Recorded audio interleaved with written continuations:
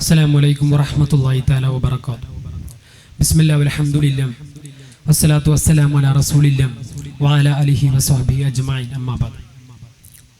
ഏറ്റവും ബഹുമാനം നിറഞ്ഞ ഉസ്താദുമാർ, എൻ്റെ ശബ്ദം ശ്രവിക്കുന്ന മുതഅല്ലിം സുഹൃത്തുക്കളെ, എനിക്ക് നിങ്ങളുമായി സംവദിക്കാൻ ഇവിടെ ലഭിച്ചിട്ടുള്ള വിഷയം അമേരിക്കയിൽ വീണ്ടും ട്രംപ് വരുമ്പോൾ എന്നുള്ളതാണ്. വിഷയാസ്പദമായി ഏതാനും ചില കാര്യങ്ങൾ മാത്രം ഓർമ്മപ്പെടുത്തി ഞാൻ എൻ്റെ ഭാഷണം ഇവിടെ ഉപസംഹരിക്കാം. ലോകത്തിലെ ഏറ്റവും വലിയ സാമ്പത്തിക ശക്തിയായിട്ടുള്ള, ഏറ്റവും വലിയ സാങ്കേതിക വിദ്യാശേഷിയുള്ള, ഏറ്റവും വലിയ സൈനിക ശേഷിയുള്ള ഒരു രാജ്യമാണ് അമേരിക്ക.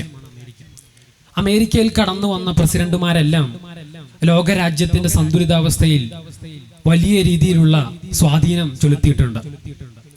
ഇങ്ങനെയുള്ള ഒരു രാജ്യത്ത് ഒരു തിരഞ്ഞെടുപ്പ് നടക്കുകയും ഒരു പ്രസിഡന്റിനെ പ്രഖ്യാപിക്കുകയും ചെയ്യുന്നത് ലോകരാജ്യങ്ങളെല്ലാം വളരെ പ്രതീക്ഷയോടുകൂടിയും ആശങ്കയോടുകൂടിയും നോക്കിക്കാണുന്ന സന്ദർഭത്തിലാണ് അമേരിക്കയിൽ വീണ്ടും ട്രംപ് വരുന്നു എന്ന വിഷയത്തെക്കുറിച്ച് നമ്മൾ ചർച്ചയ്ക്കെടുക്കുന്നത്.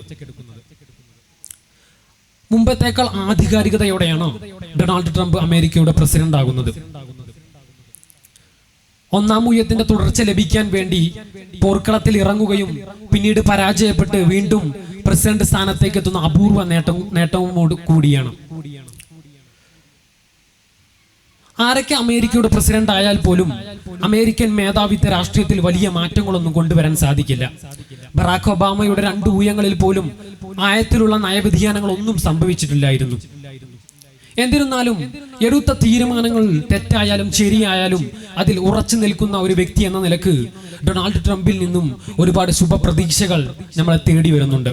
ഞാൻ യുദ്ധങ്ങൾ തുടങ്ങി വെക്കുന്ന പ്രസിഡന്റ് ആയിരിക്കില്ല എന്നും അവകൾ അവസാനിപ്പിക്കുന്ന പ്രസിഡന്റ് ആയിരിക്കുമെന്നുള്ള ട്രംപിന്റെ ആഹ്വാനം ലോകരാജ്യങ്ങൾ വളരെ പ്രതീക്ഷയോടെയാണ് അംഗീകരിച്ചത്. യഥാർത്ഥത്തിൽ അദ്ദേഹം യുദ്ധങ്ങളിൽ നിന്നല്ല മാറി നിൽക്കുന്നത്. അദ്ദേഹം അമേരിക്കയുടെ മേലിൽ അടിച്ചേൽപ്പിക്കുന്ന സാമ്പത്തിക ഭാരങ്ങളിൽ നിന്നാണ് മാറി നിൽക്കുന്നത്. ഇങ്ങനെ ഒരു നയം ഉൾക്കൊണ്ട് മുന്നോട്ട് പോകുന്നതിലൂടെ യുക്രൈന് സാമ്പത്തിക സഹായവും സൈനിക സഹായവും നൽകുന്ന ബൈഡന്റെ നയത്തെ അദ്ദേഹം തിരുത്തും. അങ്ങനെയെങ്കിൽ അമേരിക്കയും റഷ്യയും തമ്മിലുള്ള ആഭ്യന്തര യുദ്ധത്തിന് വരെ അറുതിയായേക്കും. നാറ്റോയെ അപകടകരമായ സൈനിക ശക്തിയായി നിലനിൽക്കാൻ അമേരിക്കൻ ഫണ്ടിങ് നിർണായകമായ പങ്ക് വഹിക്കുന്നുണ്ട്. ഈ ഒരു മണി പമ്പിങ് ഡൊണാൾഡ് ട്രംപ് എടുത്തു കളയുമെന്ന് പ്രതീക്ഷിക്കാം. ഫലസ്തീൻ അധിനിവേശത്തിന്റെ നീതിനിർണായകമായ ഒരു തീരുമാനത്തിൽ ഉയർന്നിട്ടില്ല എങ്കിൽ പോലും ഫലസ്തീനിലെ സംഘർഷങ്ങൾക്ക് അറുതി വരുത്താൻ ട്രംപിന് സാധിച്ചേക്കും. തന്റെ പ്രസിഡൻഷ്യലിന്റെ ആദ്യത്തെ തുടക്കത്തിൽ ഗസയിലെ ചോരക്കളികൾ അവസാനിപ്പിക്കാനുള്ള തീരുമാനങ്ങൾ താൻ എടുക്കുമെന്ന ആഹ്വാനം ഉൾക്കൊണ്ടുകൊണ്ട് അദ്ദേഹത്തിന് വോട്ട് ചെയ്ത അറബ് അമേരിക്കൻ വോട്ടർമാരോട് അദ്ദേഹം കൂറു പുലർത്തുമെന്ന് നമുക്ക് പ്രതീക്ഷിക്കാം. എന്നാൽ ട്രംപിസത്തിന്റെ ഏറ്റവും വലിയ ആവിഷ്കാരം നമ്മൾ കാണാനിരിക്കുന്നത് കുടിയേറ്റത്തിലായിരിക്കും. അമേരിക്ക എന്ന രാജ്യത്തിന്റെ സൃഷ്ടി തന്നെ കുടിയേറ്റമാണ് എന്നുള്ള ചരിത്ര വസ്തുതയെല്ലാം ഇന്ന് അമേരിക്കൻ രാഷ്ട്രീയത്തിൽ പ്രസക്തമല്ല. അമേരിക്ക എന്ന് പറയുന്ന രാജ്യത്ത് നടക്കുന്ന മുഴുവൻ പ്രശ്നങ്ങളും കുടിയേറ്റം കാരണമാണെന്ന് വിശ്വസിക്കുന്ന തീവ്ര വലതുപക്ഷത്തിന്റെ വക്താവാണ് ഡൊണാൾഡ് ട്രംപ്. അതുകൊണ്ട് തന്നെ അദ്ദേഹത്തിന്റെ ആദ്യത്തെ ആഹ്വാനം അതിർത്തികളെല്ലാം അടച്ചു കളയുമെന്നായിരുന്നു. ഈ ഒരു ആഹ്വാനത്തിലൂടെ അമേരിക്കൻ ജനജീവിതത്തിന്റെ മേൽ പ്രത്യാഘാതങ്ങൾ സൃഷ്ടിക്കുമെന്നുള്ളത് തീർച്ചയാണ്. അത് മനസ്സിലാക്കാൻ സമയമെടുക്കുമെന്ന് മാത്രം. ആഭ്യന്തരത്തിൽ നിന്ന് ആഗോളത്തിലേക്ക് വരുമ്പോൾ കാലാവസ്ഥാ വ്യതിയാനത്തിലും കാർബൺ പുറത്തുവിടുന്നതിലും മുൻപന്തിയിൽ നിൽക്കുന്ന രാജ്യമാണ് അമേരിക്ക എന്നിരിക്കെ അതിനുള്ള നിയന്ത്രണം കൊണ്ടുവരേണ്ടതും അമേരിക്കയുടെ കടമയാണ്.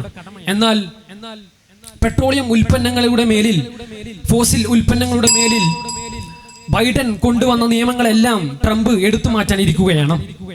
ദ അമേരിക്ക ഫസ്റ്റ് എന്ന് പറയുന്ന ആദ്യ ഊഴത്തിൽ ട്രംപ് കൊണ്ടുവന്ന എല്ലാ അവസരങ്ങളും 2ാം ഊഴത്തിലും അദ്ദേഹം കൊണ്ടുവരുമെന്ന് അദ്ദേഹം മുന്നേ സൂചിപ്പിച്ചതാണ്. വിസ നയം ഇന്ത്യയിലെ തൊഴിലന്വേഷകർക്ക് തിരിച്ചടിയാണ് ലഭിക്കുക. ഡൊണാൾഡ് ട്രംപ് കസേലയിൽ ഇരിക്കുകയും എലൺ മസ്ക് രാജ്യം ഭരിക്കുകയും ചെയ്യുന്ന അതിദാരുണമായ രാഷ്ട്രീയ സാഹചര്യം അമേരിക്കയിലേക്ക് വരാനിരിക്കുകയാണ്. ഒരുപാട് നിയമ നടപടികൾ നേരിടുന്ന പ്രസിഡന്റാണ് ഡൊണാൾഡ് ട്രംപ്. അതെല്ലാം അദ്ദേഹം അമിതാധികാരം വെച്ച് മായ്ച്ചു കളയും. ഇത്രയധികം അമിതാധികാരം ഉപയോഗിക്കാനാണ് ട്രംപിന്റെ തീരുമാനമെങ്കിൽ കൂടുതൽ തെറിച്ചുപോയ അമേരിക്കയായിരിക്കും ലോകം അനുഭവിച്ചു കൊണ്ടിരിക്കുക. ഇത് അമേരിക്കൻ ജനതയെ മാത്രമല്ല, മറിച്ച് ലോകത്തെ മുഴുവൻ ജനങ്ങളെയും പ്രത്യാഘാതമായി ബാധിക്കുമെന്നുള്ളത് തീർച്ചയാണ്. യുദ്ധം നിർത്തുന്നതിലൂടെ ഡൊണാൾഡ് ട്രംപ് നൽകുന്ന പ്രതീക്ഷകൾ ഏറെയാണ്.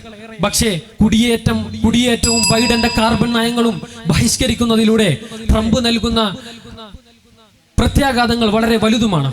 നമുക്ക് ശുഭപ്രതീക്ഷയോടുകൂടി നല്ല നാളേക്ക് വേണ്ടി കാത്തിരിക്കാമെന്ന് മാത്രം പറഞ്ഞുകൊണ്ട് നിർത്തുന്നു. അസ്സലാമു അലൈക്കും വറഹ്മത്തുള്ളാഹി തആല വബറകാതുഹു.